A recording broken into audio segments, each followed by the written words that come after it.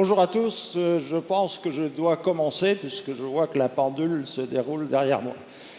Je vais vous parler du progrès vu par un homme de l'espace et vous dire quelques mots donc, sur ce que cette aventure spatiale peut représenter dans le progrès en général. Le besoin d'explorer est inscrit dans nos gènes, dicté par notre instinct de survie, lui-même hérité d'un comportement animal historique qui nous dérange, alors qu'il nous faut l'analyser profondément pour définitivement progresser vers une humanité transcendée depuis la condition d'un être hors la loi pour survivre, vers un être apaisé, proche du divin.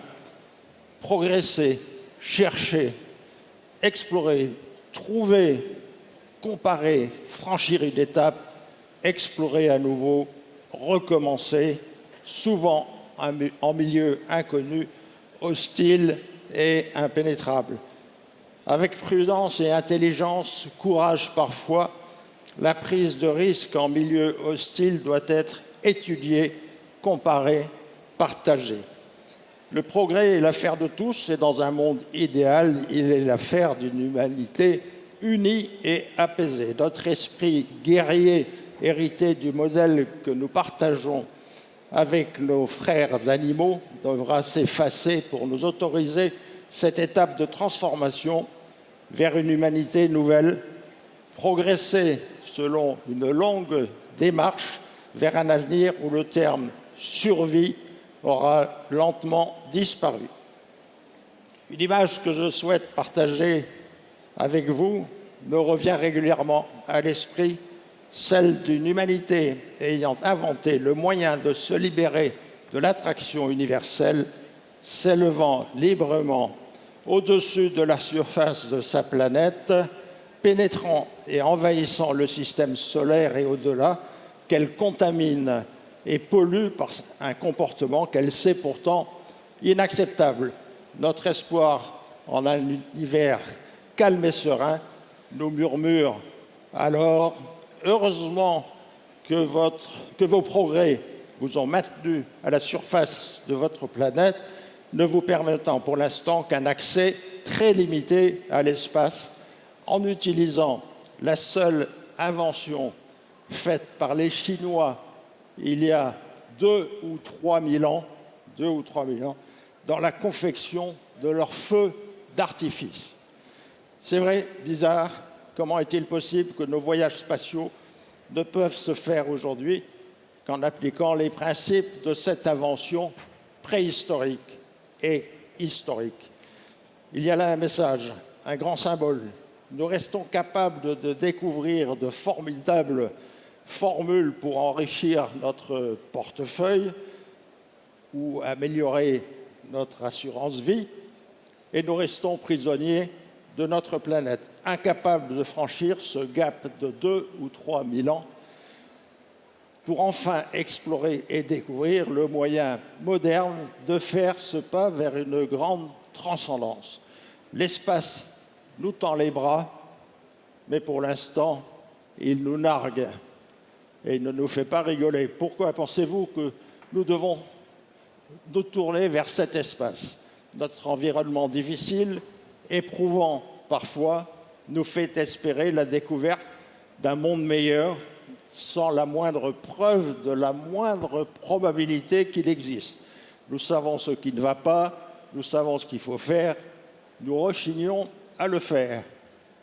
Une autre image tout aussi symbolique me vient encore à l'esprit en admirant la beauté de notre univers lointain transmise de façon spectaculaire grâce au progrès de nos télescopes spatiaux.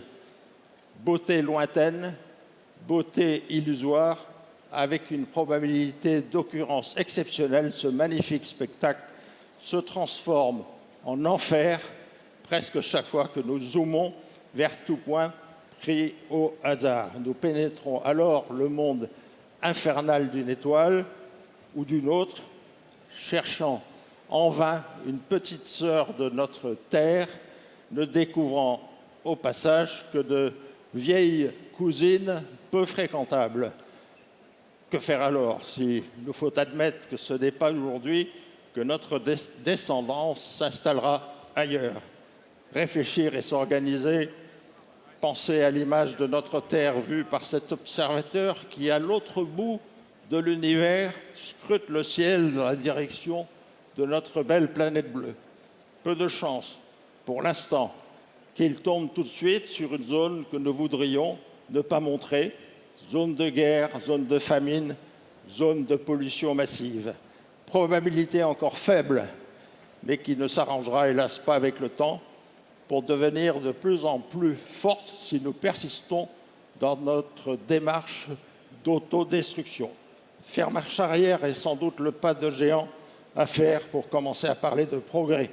Profiter de toutes les intelligences individuelles ou collectives pour redonner à l'humanité une dignité fortement compromise aujourd'hui. Faire preuve d'une ouverture intelligente et pacifique vers tous ceux qui ne perçoivent pas encore le sens du mot progrès, le sens du mot devoir, trop préoccupés par d'énormes problèmes que d'autres ne connaissent pas. L'exploration de l'espace par l'homme nous aidera dans cette démarche depuis ce haut balcon où des hommes bien différents par leurs origines et leur culture s'unissent déjà depuis des décennies dans la plus grande fraternité, survolant leur belle planète bleue sans frontières et sans nuages, autres ceux qu'elle génère elle-même, nous invitant à profiter de cette altitude pour prendre de la hauteur, élever nos âmes vers cette grande inspiration qui transformera lentement notre civilisation. Sommes-nous seuls dans cet univers? Si oui, faisons alors en sorte d'y être tous ensemble et que la dignité soit notre marque de noblesse.